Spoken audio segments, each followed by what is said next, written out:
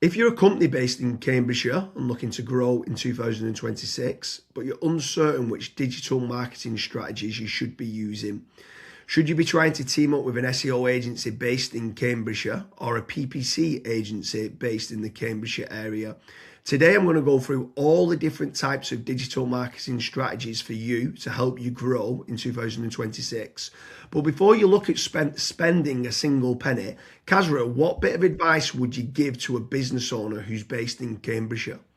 So for Cambridgeshire-based business owners, the number one thing that I don't see enough of is tracking profitability. So you want to go and set up some KPIs. You want to figure out how many leads you're actually generating, where those leads are coming from, and what the profitability is looking like as well. Because once you actually know those facts and figures, that's when digital marketing becomes a lot more predictable. You can double down on certain campaigns and you can switch off certain campaigns as well. So, James, for a Cambridgeshire-based business, what would be the first marketing strategy that you would recommend? So step number one for me has got to be branding or brand SEO and making certain that you're looking good online, you've got a strong reputation. I think everything needs to start, the foundations need to start with a positive kind of brand SERP of who you are and what you do. So a SERP stands for search engine results page, and getting that branding right across the board then can lead on to other things of what you can be doing. It will improve your conversion rate on paid ads or social media. Any leads that you get in, the conversion rate would be good. If at the 11th hour, they're going to decide who you're going to go with, branding, I think, becomes very, very important. So I'd say that's the first thing that people need to get right for all digital marketing strategies. My next strategy is going to be AI visibility. I feel like more and more companies are actually looking into this. So what does ChatGPT, Claude, Gemini, Grok, Perplexity say about your brand or about your business? Is it a positive thing or is it a negative thing? And also trying to figure out what it says about your competitors as well. And obviously trying to improve that's really important. Some people call it AI SEO, some people call it GEO, some people call it LLM optimization. But this is going to be a big thing in 2026 and also in the years to come as well. Yeah, I think that's a huge strategy that people need to be looking at with regards to artificial intelligence. More and more people are obviously using AI. The next one for me is filling in the form at FatRank or Promo SEO, which do a commission-based lead generation service for UK companies looking to grow. I think it's important to be looking at your own digital marketing efforts to generate your own leads, but also if you can use some freelancers and outsource some as well, you've got that diversification of leads. So head on over to fatrank.com, fill in the form and see whether they can help you with a no risk supply of inquiries.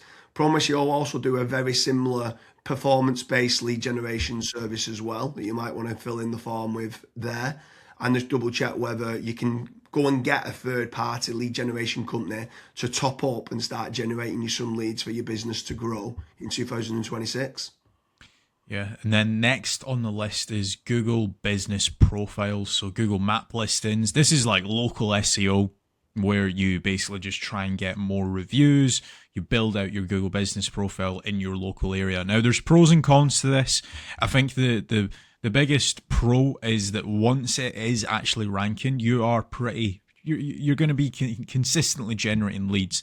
However, to get from nowhere, like let's say you do not have a Google Maps listing at all, to get it ranking to position number one, the issue you've got with that is there might be, let's say, a 60 or 100 review deficit. And to obviously get those reviews, you need leads. So it's one of those things. It's like the chicken and the egg.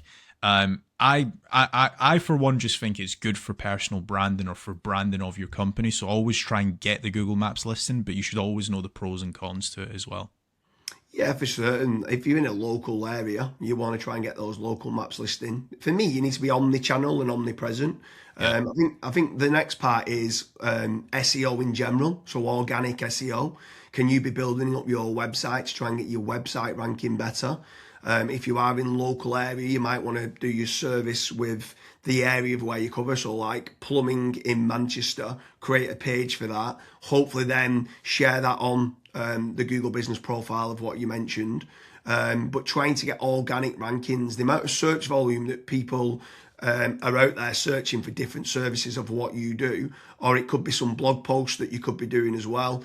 There's different strategies on there that you can be doing, but ideally you want good quality content, build up topical authority, and try and get some third-party backlinks to power up the site to get those organic SEO rankings. I think that's another big part that you need to be doing as part of your digital marketing strategies in 2026. Yeah, and then the next one, which kind of ties back to what you were saying before, James, is obviously organic social media. Now, organic social media, I think it's more of a numbers game. So try to create good content that your audience would actually view. Like I see this time and time again where I look at brands and they've just published maybe 4 or 5 posts on their Instagram profile and they've not been active for 3 years, right? That's not going to drive you sales. But if you can do how-tos, if you can do guides, maybe you can do before and afters, right? If you can do content like that, that way people will see you on socials and they will actually click to actually figure out more about you, fill in the contact form. The caveat to organic social media, yes, it's free to do. It's not like PPC, for example, but it is very much a numbers game. So you want to be consistently uploading, maybe not every day, but at least 3 or 4 times a week. Yeah, for sure. On the subject of social media, paid social ads as well is massive. I'm a massive advocate of the kind of the dollar a day strategy of what people talk about. So if you are going to be taking the time to be posting every day, like you mentioned there, for organic social media, just spending a few pounds on those posts and boosting it. So getting case studies, any awards that you've won as well for reputation, and starting boosting that.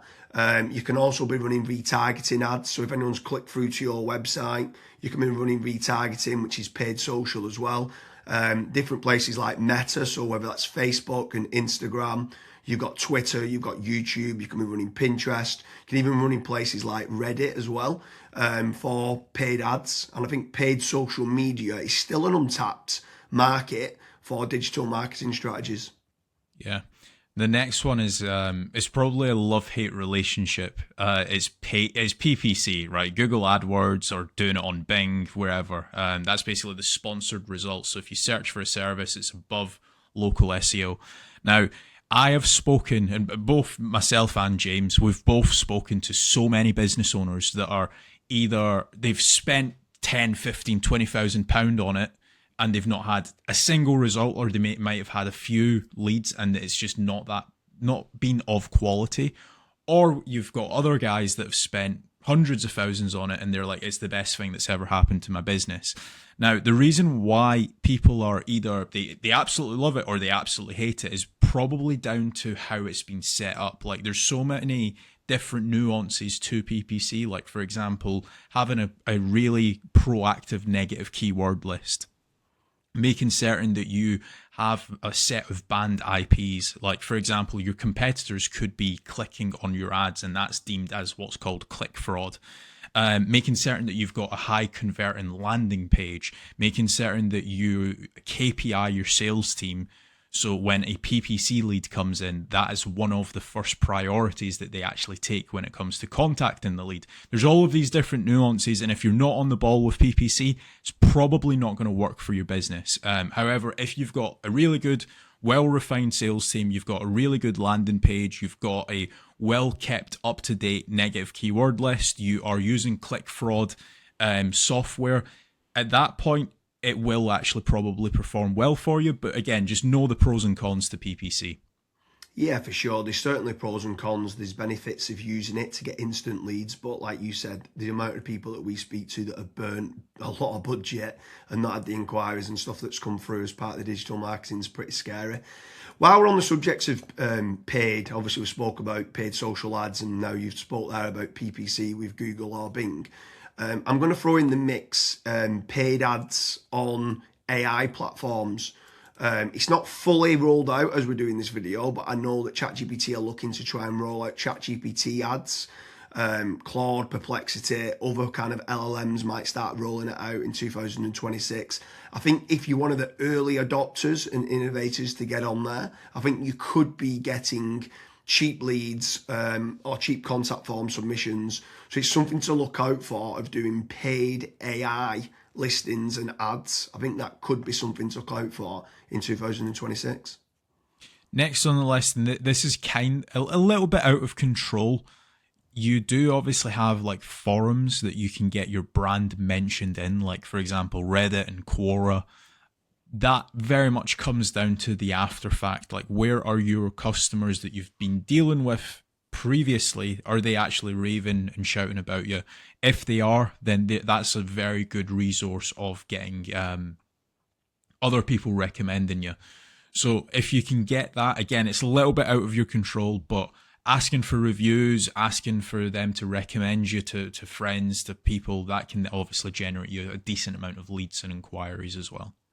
Yeah, for sure. And the add-on benefits to places like Reddit is that it's getting cited so much now in the AI overviews. So when you spoke there early on about AI visibility, if you can try to get a positive kind of lot of people talking about the products and services of what you do and some reviews on there, it's indirectly then going to help you, or directly actually is going to help you with AI visibility. And then the last one for me is tradesman websites. So like Check a Trade, Bark, or teaming up with a third party lead generation company. Something I would say with all of these practices, Kazra touched on earlier about making certain that you understand your KPIs and your ROAS, return on ad spend. I think it's very important for business owners that are doing any sort of digital marketing to be tracking how much time and effort's being put into, let's say, running organic social media or running paid ads. Everything should have KPIs put in place. And this is exactly the same then with tradesman websites like Check a Trade, Bark, Rated People, My Builder. These could all be amazing platforms to generate leads that could get you a positive return on investment. And if you do, you should continue to be using those platforms. There's certain lead generation companies out there as well that could generate you quite a lot of leads. They could be using organic SEO or PPC or social media ads to generate you those leads. But if they are getting you a positive return on investment, again, I'm all for it as part of your digital marketing strategies. But I just want to repeat one more time with regards to FatRank and Promo SEO. They do lead generation and they guarantee a return on investment. It's a commission-based lead generation service or performance-based lead generation service. So make sure you head on over there, fill in the form. That could just be one part of generating leads of many. You should be trying to generate your own. You should never have a single point of failure, and you should be trying to get that diversification. But make sure you head on over to Promo SEO or FatRank lead generation service as part of your digital marketing efforts in 2026. Thank you very much, Kazra.